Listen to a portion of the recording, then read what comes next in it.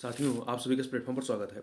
यहाँ पर हम लोग भारत के कुछ ऐसे स्थलों के बारे में बात करेंगे जो विभिन्न वजहों से नवंबर 2022 में चर्चा में थे। तो ये आपके करंट अफेयर्स के पॉइंट ऑफ व्यू से काफ़ी महत्वपूर्ण होगा। तो चलिए प्रारंभ करते हैं।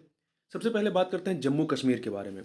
जम्मू कश्मीर नवंबर 2022 में चर्चा में क्यों आया था? क्योंकि इंडिया पोस्ट पेमेंट बैंक ने डल झील में भारत का पहला तैरता हुआ वित्तीय साक्षरता शिविर आयोजित किया। तो प्रश्न बन सकता है कि जम्मू कश्मीर के डल झील में भारत का पहला तैरता हुआ वित्तीय साक्षरता शिविर आयोजित किसने किया? तो इंडिया पोस्ट पेमेंट बैंक ने।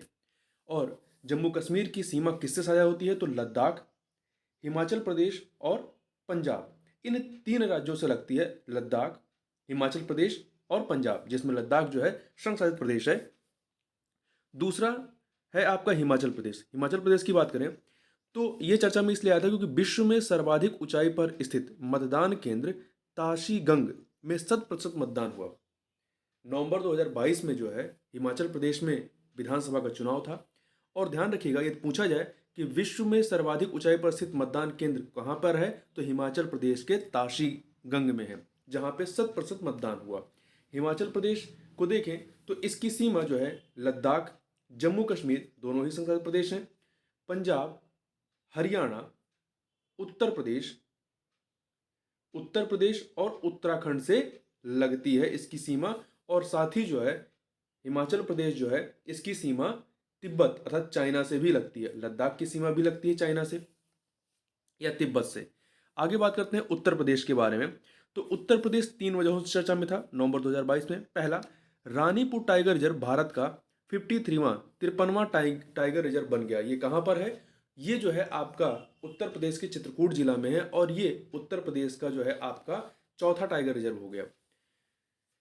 दूसरा, ग्रेटर नोएडा में देश के सबसे बड़े डेटा सेंटर का उद्घाटन किया गया। कहां पर? देश के सबसे बड़े डेटा सेंटर का उद्घाटन कहां पर किया गया? ग्रेटर नोएडा में किया गया। और वहीं तीसरा, वाराणसी में काशी तमिल संगम का आयोजन किया गया। तो पूछा जा सकता है काशी तमिल संगम का आयोजन कहां पर किया गया? वाराणसी में किया गया।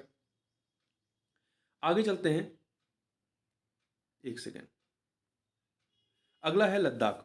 लद्दाख के बारे में बात करें तो लद्दाख क्यों चर्चा में था?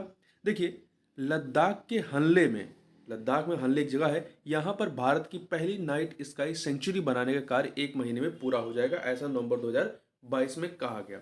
तो ध्यान रखिएगा, भारत की पहली नाइट स्काई सेंचुरी कहाँ पर स्थापित किया जा रहा है? तो लद्दाख के हनले में स्थापित किया जा रहा है। लद्दाख जो कि एक संघ प्रदेश है, इसकी सीमा जम्मू कश्मीर और हिमाचल प्रदेश से लगती है तथा इसकी एक सीमा जो है वो तिब्बत या चाइना से लगती है। चाइना से भी लगती है और तिब्बत से भी लगती है। अब बात कर लेते हैं नागालैंड की। नागालैंड की बात करें तो ये चर्चा में इसलिए आया कि भारत की राष्ट्रपति ने नागालैंड के कोहिमा द्वितीय विश्व युद्ध कब्रिस्तान का दौरा किया। ठीक है, कोहिमा क्या है? नागालैंड की राजधानी है। और नागालैंड को देखें तो नागालैंड की जो सीमा है वो 3 राज्यों से, कौन कौन से? अरुणाचल प्रदेश, असम और मणिपुर। अरुणाचल प्रदेश, असम और मणिपुर से लगती है। साथ ही इसकी सीमा म्यांमार से भी साझा होती है। अब बात कर लेते हैं तमिलनाडु की। तमिलनाडु क्यों चर्चा में था? कावेरी दक्षिण वन्यजीव अभ्यारण्य को राज्य के अर्थात तमिलनाडु के 17वें वन्यजीव अभ्यारण्य के रूप में अधिसूचित किया गया है। तो ध्यान रखिएगा, यदि पूछा जाए कि कावेरी दक्षिण वन्यजीव अभ्यारण्य कहाँ पर स्थित है, तो ये आपका तमिलनाडु में है। और यदि यह प्रश्न पूछा जाए कि वर्तमान में सर्वाधिक रामसर आर्द्रभूमि स्थल किस राज्य में है, तो तमिलनाडु में। यहाँ पे 14 रामसर स्थल हैं। ठीक है, वर्तमान में पूरे देश में कितने रामसर स्थल हैं? 75 हैं। 14 आपके तमिलनाडु में है और दूसरे नंबर पे आपका उत्तर प्रदेश है, जहाँ पे 10 रामसर आर्द्रभूमि स्थल हैं। तो इस प्रकार से इस वीडियो में बस इतना ही। मिलते हैं नेक्स्ट वीडियो में, तब तक के लिए बहुत बहुत धन्यवाद।